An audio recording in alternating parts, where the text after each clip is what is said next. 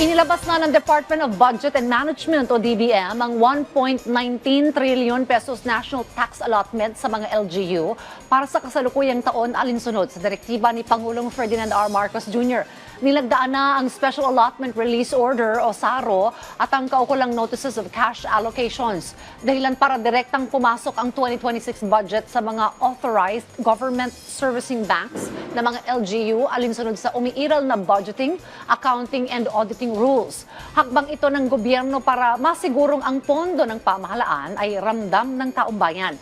Gayon din ang pagpapalakas ng kakayahan ng mga lokal na pamahalaang gampanan ng maayos ang kanilang mga tungkulin.